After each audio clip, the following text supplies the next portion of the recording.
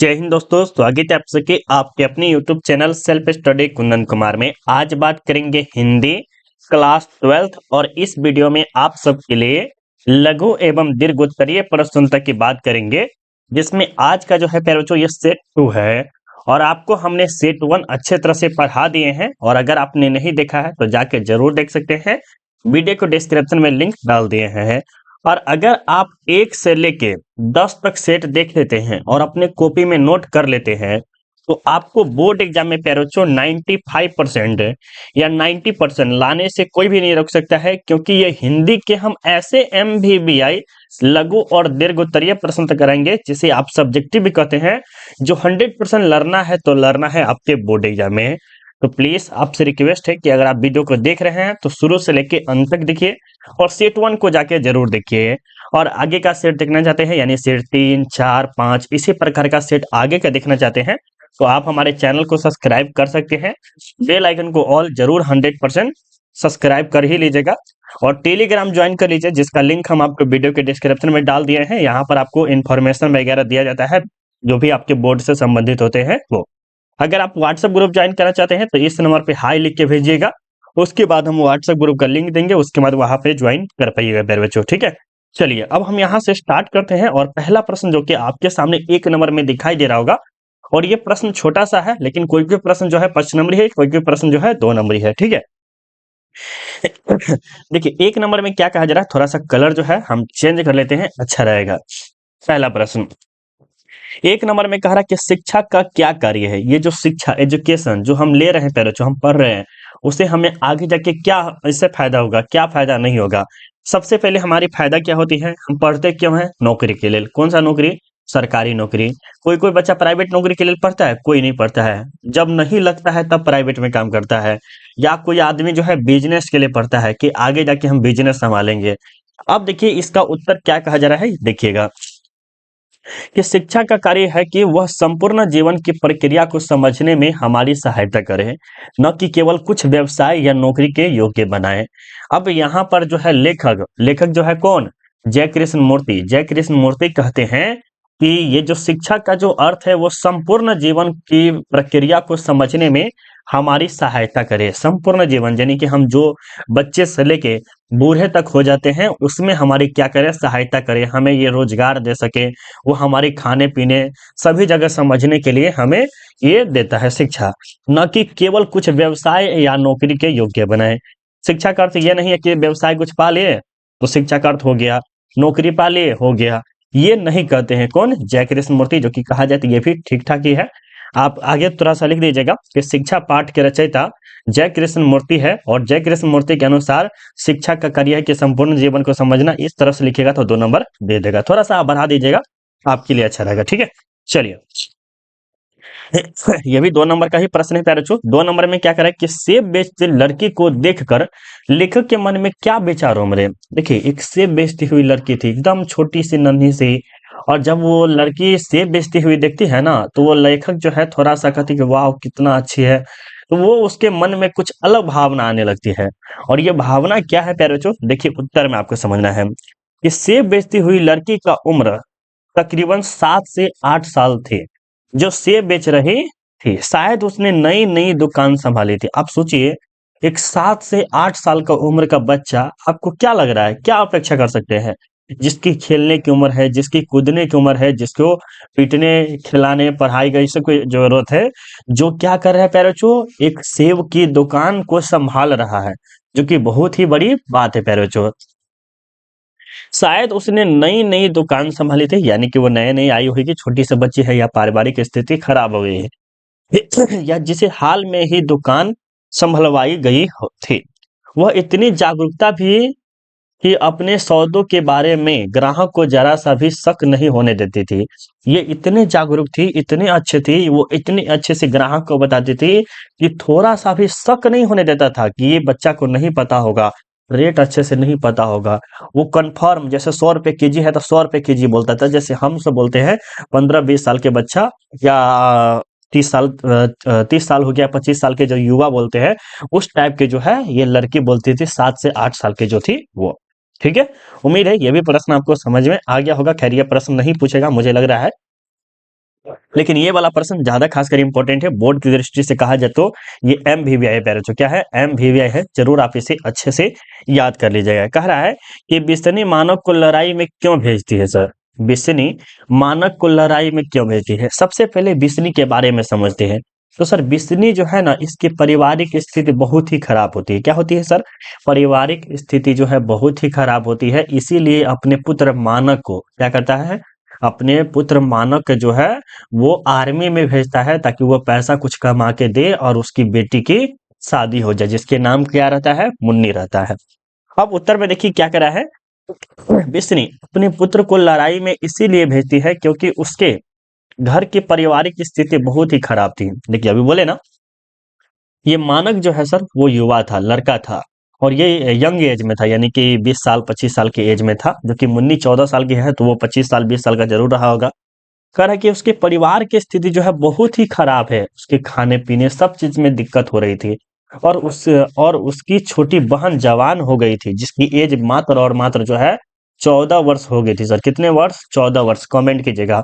उनका नाम क्या था सर, मुन्नी नाम था। क्या नाम था, मुन्नी नाम था, ठीक है। और उसके हाथ पीले करने हैं। हाथ पीले करने का अर्थ क्या होता है सर, शादी करना। जब वह कुछ कमा कर लाएगा तभी तो यह कार्य हो सकेगा। सही बात है कि आज जिस हम समाज में रह रहे हैं, जहां पर जो है जूठा का कीमत नहीं है, जूठन जो पाठ पढ़े हैं उसकी कीमत नहीं है, और यहाँ पर दहेज प्रथा, जो कि ये भी बहुत ही हाई फाई है सर। कुछ कमा कर लाएगा तभी तो ये कार्य हो सकेगा। इसीलिए बिस्नी मानव को लड़ाई में भेजती है। यही कारण है था कि मानव को लड़ाई में भेजने की, कि मुन्नी की क्या हो जाए, शादी हो जाए। खैर ये प्रश्न आपको बहुत ही इंपॉर्टेंट है, MVVI कह सकते हैं प्यारे बच्चों, बहुत बार बोर्ड एग्जाम में पूछा गया है। उम्मीद है कि आपको ये अच्छे से याद हो गया होगा, ठीक है। अगर आपको वीडियो लाइक कर दीजिएगा प्यारे बच्चों, अगर आप वीडियो समझ में आ रहा है तो मेरे लिए बहुत ही अच्छी बात होगी, क्योंकि हम आप सबके लिए बरकरार, यानी कहा जाए तो हम आपके लिए मेहनत जोरों शोरों से करते आ रहे हैं और करते रहेंगे हमेशा। आपका सिर्फ प्यार और सपोर्ट बना रहना चाहिए, वो आपको कमी नहीं करना है प्यारे बच्चों, ठीक है। प्लीज रिक्वेस्ट है, हम्बल रिक्वेस्ट है कि कृपा करके इस वीडियो को लाइक कर दीजिए, ज्यादा अच्छा रहेगा प्यारे बच्चों। कर दिए, बहुत बहुत धन्यवाद।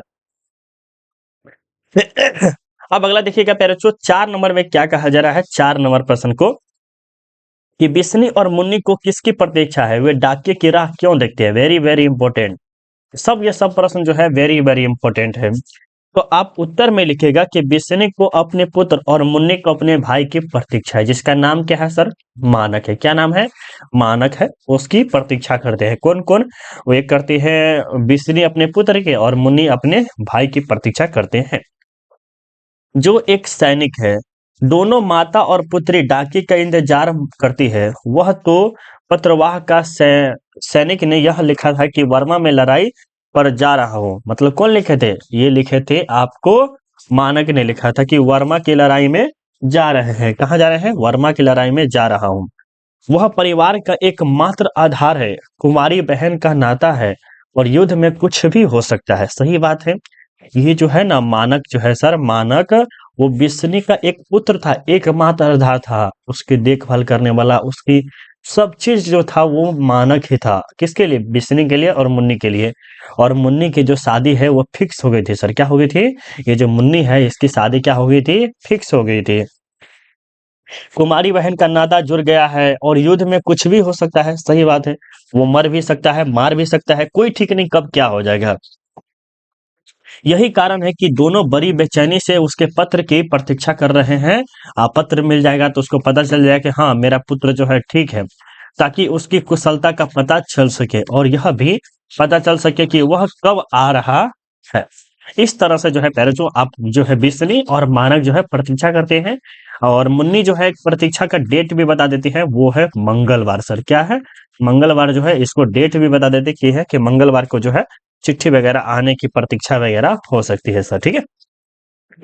अब अगला भैया पॉइंट में क्या कहा जा रहा है, 5 नंबर पॉइंट में, पछला पॉइंट में कहा है कि भगत सिंह के अनुसार देश को कैसे युवाओं की आवश्यकता है। देखिए सर, आपको हमेशा याद रखना ये है कि प्रश्न कैसा भी रहे, क्या प्रश्न कैसा भी रहे,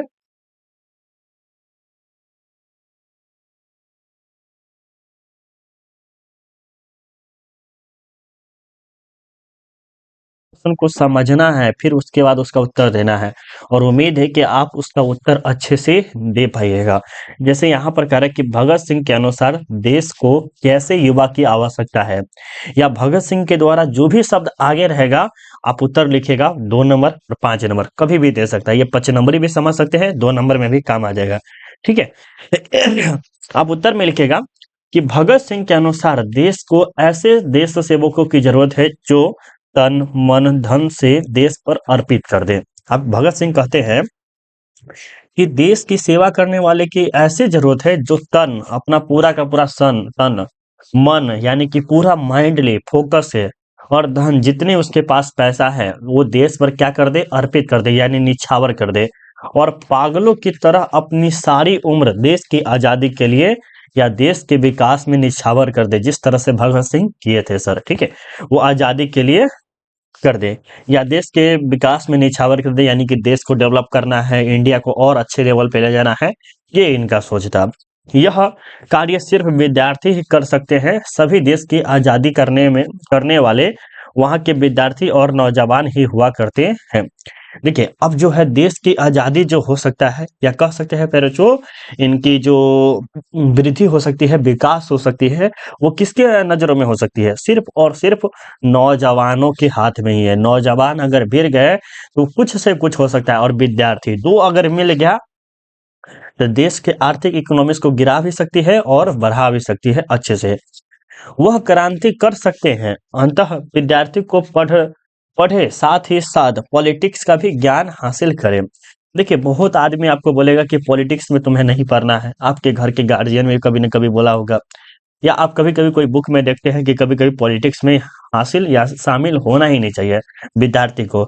लेकिन हमारे तरह या आपके भी से जो है ना थोड़ा विद्यार्थी को क्या होना चाहिए, पॉलिटिक्स का ज्ञान होना या हासिल करना चाहिए, और जब ज़रूरत हो तब मैदान में कूद पड़े और अपना जीवन इसी काम में लगा दे। यही अपेक्षा है विद्यार्थियों से भगत सिंह के। यानी कि आप जो हासिल किए हैं, जो ज्ञान आपको प्राप्त हुआ या जो भी आप किए हैं, उसके बदौलत आप क्या करें, विद्यार्थी जो है नेतागिरी में उतर जाए, ये बताते हैं जब जरूरत हो तब, या देश की आर्थिक स्थिति खराब हो उस समय। ठीक है, चलिए ये भी प्रश्न आपको समझ में आ गया होगा। अब अगला प्रश्न देखते हैं बच्चों। अगला प्रश्न में क्या कह रहा है आपके सामने 6 नंबर में कह रहा है कि लेखक, ठीक है सर, आप जब तक कॉपी में नहीं लिखेगा ना, हम एक बार में समझा देंगे, ठीक है, लेकिन अगर आप एक कॉपी में लिख लीजिएगा और फिर उसे बनाइएगा, 100% आपको 200% समझ में आएगा। 200%, 100% नहीं, 200% आपको समझ में आएगा और आपको अच्छा भी लगेगा पढ़ने में। कॉपी में लिखिएगा तब। मात्र 30 मिनट अगर आप दे दीजिएगा या 1 घंटा दे दीजिएगा तो आप पूरा लिख लीजिएगा। अब सोचिए, 1 घंटा आप रील देखने में बिता दीजिएगा और 1 घंटा अगर आप लिख लेते हैं, 10-12 प्रश्न नहीं रहता है, और लिख लेते हैं और एक बार रिवाइज कर लेते हैं, तो आपको बोर्ड एग्जाम में 450 नंबर आ जाएगा, 400 नंबर आ जाएगा। ये क्या चाहिए आपको, उससे बड़ी बात क्या है, सिर्फ प्रैक्टिस करने से। चलिए, आपकी इच्छा। लेखक और मालती का संबंध परिचय के पाठ के आधार पर दे। यदि लेखक और मालती का संबंध जो है, परिचय जो देना है वो पाठ के आधार पर देना है। कैसे देना है, देखिए उत्तर में कि लेखक मालती के दूर के रिश्तेदार है। क्या है प्यारे बच्चों, लेखक जो है मालती के दूर के रिश्तेदार है, पर बचपन में इनका संबंध सख्य यानी कि मित्र जैसा था। एक साथ रहते थे, एक साथ खेलते थे, एक साथ पीटते भी थे, यानी कि टीचर से मार खाए या किसी स्टूडेंट को पीट दिए या कोई स्टूडेंट दोनों को पीट दिए, ये होता था। लेखन का अध्ययन भी मालती के साथ साथ हुआ था। दोनों के व्यवहार में शाखा भाव के साथ उन्मुक्त और स्वच्छता का भी समावेश रहा है। यानी उन दोनों के बीच में जो है स्वच्छता, यानी कि किसी तरह का जो गलत आप सोच सकते हैं वो वाला समावेश उसके बीच में नहीं रहा। कभी किसी अन्य रूप में वे रिश्ते के बड़े छोटेपन में नहीं बन सके कि हाँ, ये हम मेरे लिए लड़का है तो बड़े भैया हो जाएंगे, ये लड़की है तो मेरे लिए बड़ी बहन हो जाएगी या छोटी बहन हो जाएगी, ये रिश्ते में उन्होंने कभी नहीं बांधा। नहीं कहता दोस्त दोस्त का रे का हाल चाल बा, तो वो सब इसमें था। ठीक है, उम्मीद है कि ये भी प्रश्न आपको समझ में आ गया होगा। अब जो है ये 5 नंबरी है प्यारे बच्चों। 5 नंबरी जो है ये भ्रष्टाचार वाला, जो कि 100% कह सकते हैं प्योरली इंपॉर्टेंट है प्यारे बच्चों। बोर्ड एग्जाम में बहुत बार पूछा भी गया है। 7 नंबर में कि भ्रष्टाचार की जड़ क्या है, क्या आप जेपी से सहमत है, इसके गुणगान हेतु कुछ सुझाव दे। देखिए, कह रहा भ्रष्टाचार। भ्रष्टाचार क्या होता है सर? जब आपकी रिश्वत लिया जाता है, जब आप नौकरी पे जाते हैं तो रिश्वत लिया जाता है, जब आप डाक ऑफिस में जाते हैं तो रिश्वत लिया जाता है, जब आप ब्लॉक में जाते हैं तो रिश्वत लिया जाता है फटाफट काम कराने के लिए। आप कॉलेज में जाते हैं तो कॉलेज में आपको भ्रष्टाचार देखने को मिलता है। कॉलेज में मिथिला यूनिवर्सिटी से हम किए हुए प्यारे बच्चों, जब हमारा काम नहीं होता था, हम धरफंडी के कारण ये दरभंगा हो गया और ये सीतामढ़ी हो गया, इसके डिस्टेंस जो है सर 70 से 80 किलोमीटर है, ठीक है। अब बार बार जाने से क्या होता है, 150 200 रुपया 500 रुपया खर्चा हो जाता है एक दिन का। तो हम क्या करते थे, यहाँ से जो है बीए कर किए हैं तो यहाँ से क्या करते थे, एडमिशन वगैरह हो गया, कोई फॉर्म वगैरह लेना है या कोई काम करवाना है तो साइड से जो आदमी होता था उससे करवा देते। मेरी मजबूरी थी, क्या थी, मजबूरी थी, नहीं करते थे फटाफट बहुत जल्दी, ये मजबूरी थी मेरी। एक मार्कशीट लाने के लिए उसमें जो है ना 100 पे दे के लाए हुए हैं जो कि फ्री में मिल रहा था। कारण क्या है, बोल रहा था कि आइए कुछ दिन बाद, आप कुछ दिन बाद जाएंगे तो हमारा टाइम का टाइम वेस्ट होगा, ये सब के कारण। तो यही कह रहा है भ्रष्टाचार क्या है, तो भ्रष्टाचार की जड़ क्या है, क्या आप जेपी से सहमत है, इसके गुणगान हेतु सुझाव देंगे। तो आप उत्तर में लिखिएगा प्यारे बच्चों कि भ्रष्टाचार की सबसे बड़ा कारण सरकारी नीतियां है सर, सरकारी नीतियां है बिल्कुल सर। और वहां के जो नीतियां में जो काम करने वाले हैं वो सबसे भ्रष्टाचारी तो वही है। इसके कारण ही भूख, महंगाई, रिश्वतखोरी और भ्रष्टाचार बढ़ता जा रहा है। बिना रिश्वत के कोई काम नहीं चलता है सर, क्या है, बिना रिश्वत के कोई काम नहीं चलता है। आप कोई भी कॉलेज चले जाइए, आप डीएलएड वगैरह या बीएड वगैरह या आप कोई भी चीज में कीजिए या आईटीआई वगैरह कीजिए, आप कोई भी काम में लगवाइए, कहा जाइएगा, वहां पर क्या करना पड़ेगा प्यारे बच्चों, आपको रिश्वतखोरी से फटक दर काम हो जाएगा। आप 100 के बदला 500 दीजिए, आपका काम नंबर 1 पे हो जाएगा, पहला नंबर पे। तो यह भ्रष्टाचार बढ़ता जा रहा है, बिना रिश्वत के कोई काम नहीं चलता है। सही बात, ये जनताओं के साथ बहुत ही नाइंसाफी किया जाता है। सरकारी दफ्तर, बैंक अर्थात प्रत्येक स्थल पर यहाँ पर परंपरा हुआ है। ये जो है आपको जो सरकारी दफ्तर, जो कि सरकारी दफ्तर में तो सबसे ज्यादा अनगिनत है, साथ ही साथ प्रत्येक स्थल पर यह परंपरा हुआ है और विशाल रूप से पसरा हुआ है। और ये जो है क्या कहते हैं, घूसखोरी यानी कि पुलिस, जो कि आप जानते होंगे, वो तो नंबर 1 पे निकल जाता है, जो कि फीलिंग वगैरह में देखा कि हमारे माइंड सेट को और ज़्यादा बिगाड़ दिया हुआ है, या पुलिस के माइंड सेट को जो है और ज़्यादा बिगाड़ दिया हुआ है, ठीक है।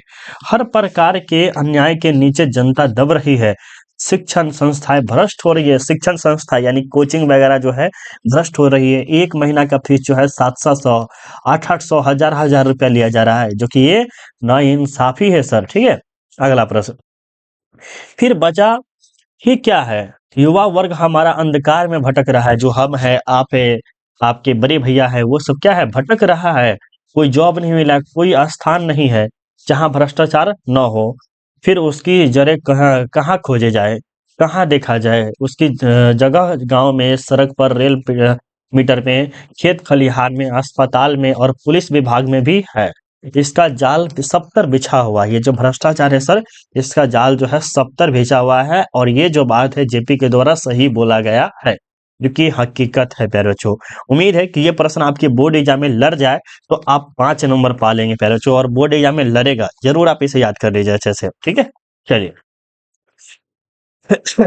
अगला प्रश्न देखिएगा, 8 नंबर में कह रहा है, देखिए प्यारे, हम आपसे एक ही चीज विनती करते हैं और वो पूरा करते हैं आप सब, लेकिन कभी कभी भूल जाते हैं, और वो है लाइक करना, ठीक है। आप सब जो है लाइक करना ही भूल जाते हैं, बाकी सब चीज तो कर देते हैं। आप सबका प्यार सपोर्ट बहुत अच्छा आ रहा है, आप इसी प्रकार दिखाते रहिए, लेकिन आपका लाइक करने का तरीका थोड़ा सा होना चाहिए कि चलो अभी फटाक और लाइक कर देते, कर दिए, बहुत बहुत धन्यवाद, कर दिए। तो 8वां नंबर है, कहती हो तुम राजा हो, मेरे मुल्क को बचाने आए हो, वजीरा की इस कथन से किसकी ओर संकेत मिलता है। तो उत्तर में लिखेगा, यह कथन इंग्लैंड की महिला फिरंगी मैम ने कही थी। कौन कही थी प्यारे बच्चों, इंग्लैंड की महिला थी कौन, फिरंगी मैम, इसका नाम ही था फिरंगी।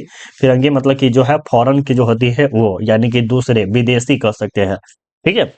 और इसका अर्थ होता है कि वह सैनिकों का प्रशंसा करती है। कह रहा है कि कहती हो तुम राजा हो, मेरे मुल्क को बचाने आए हो। तो यहाँ पर लिखिएगा क्या सर, इतना लिखिएगा तो 2 नंबर तो नहीं देगा सर, नहीं देगा, सही बात है। तो लिखिएगा कि प्रस्तुत पंक्ति चंद्रधर शर्मा गुलेरी द्वारा लिखा गया, उसने कहा था पाठ से लिया गया है। क्या लिखेगा, प्रस्तुत पंक्ति चंद्रधर शर्मा गुलेरी द्वारा लिखित उसने कहा था कहानी पाठ से लिया गया है, जिसमें जिसमें इंग्लैंड की महिला फिरंगी मैम ने कही थी, और इसका अर्थ यह होता है कि वह सैनिकों की प्रशंसा कर रही है। समझ गए ना? बिल्कुल सर। अब देखिए 9 नंबर, जो कि कह सकते हैं पुत्र वियोग, 1 नंबर आपको आएगा ही आएगा बाबू। 5 नंबरी में तो खैर पूछा जाता है, उसका सारांश वगैरह उसको समझाने का। खैर आगे सेट में हम आपको पुत्र वियोग से एक प्रश्न हम आपको देंगे, ठीक है। 9 नंबर देखिए क्या कह रहा है कि पुत्र के लिए माँ क्या क्या करती है। पुत्र के लिए जो माँ है सर, वो क्या क्या कार्य करती है। देखिए एक पुत्र, जो कि आप जानते हैं आपकी मम्मी आपके लिए क्या क्या कार्य करते हैं, या आपकी शादी हो जाएगा आने वाले समय, तो आप अपने पुत्र के लिए क्या क्या करिएगा, जो कि आपको पता होना चाहिए भली भांति। तो यहाँ पर आप उत्तर लिखिएगा कि यह कविता सुभद्रा कुमारी चौहान की है। इसमें माँ माँ माँ पुत्र के लिए हर पल सोचती रहती है। क्या? संचेत रहती है, सॉरी सोचती नहीं, संचेत रहती है। उसे डर लगी रहती है कि उसे कहीं चोट न लग जाए, बुखार न आ जाए, सर्दी न लग जाए, इसीलिए अपने गोद से नहीं उतारती है तथा अपने आंचल की ओट में छिपाए रखती है। एक माँ ही है जो सर एक बच्चे अपने माँ पुत्र के लिए हर चीज करती है, हर चीज। नर्क से आपको निकाल के जो है ना स्वर्ग में ला देगा, एक माँ ही है सब, जो कि बहुत अच्छा शब्द है, ठीक है। जो कि कह रहा है कि माँ पुत्र के लिए हर पल जो है सचेत करती है कि हमारे पुत्र को कुछ हो ना जाए। उसे डर लगा रहता है कि कहीं कुछ चोट न लग जाए, कहीं पैर न टूट जाए, कुछ न हो जाए, बुखार न लग जाए, सर्दी न लग जाए। उसको गोद से नहीं उतारती है ताकि कहीं आंचल कुछ हो ना जाए पैर, ठीक है।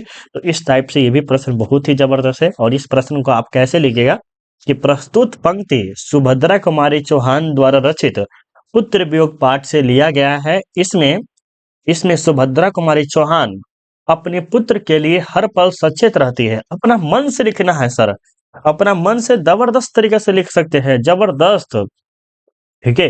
अब देखिए आपके सामने 10वां नंबर में क्या है कि तुलसीदास सीधे राम से न कहवाकर सीता से अपनी बात क्यों कहलवाना चाहते हैं। देखिए सीता जी जो है, सीता जी जो है सर, वो राम की धर्म पत्नी है। क्या है? सीता जी जो है राम की धर्म पत्नी है, और आपको पता होगा कि पति जो है अधिकतर बार जो है अपनी पत्नी की मानती ही मानती है। तो यहीं पर उत्तर कहा जा रहा है कि सर उत्तर में लिखेगा कि तुलसीदास अपनी बात सीधे राम से न कहवाकर सीता से इसीलिए कहवाना चाहते हैं कि सीता माता राम की धर्म पत्नी है। क्या है पहले जो? सीता माता जो है राम की धर्म पत्नी है, और प्रिय भी है। सही बात है सर, हर पति के लिए पत्नी जो होती है प्रिय होती है, प्रिय भी है। पुरुष अपनी पत्नी से बहुत प्रेम करता है। क्या है प्यारे जो? पुरुष जो है अपनी पत्नी से बहुत प्रेम करता है तथा उसकी प्रत्येक बातों को मान लेता है।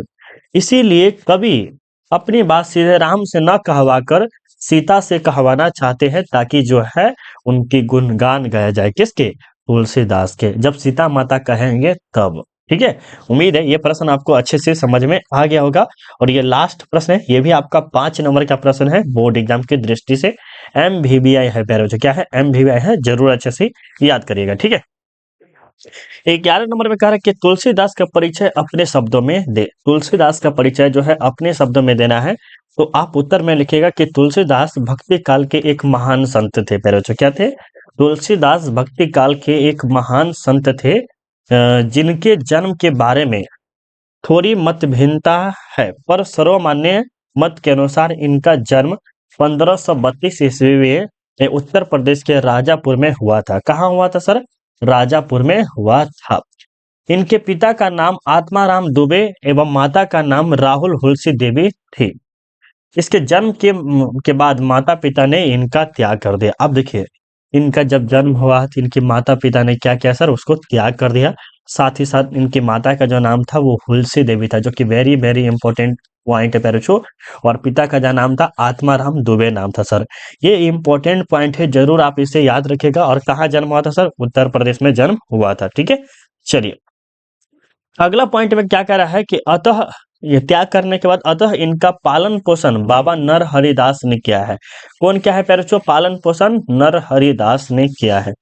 इनकी पत्नी रत्नावली थी। कहा जाता है कि पत्नी के प्रेम में इतना सशक्त थे कि पत्नी के एक बार उनकी आलोचना की और वे तब से अपने जीवन श्री राम को समर्पित कर दिए हैं।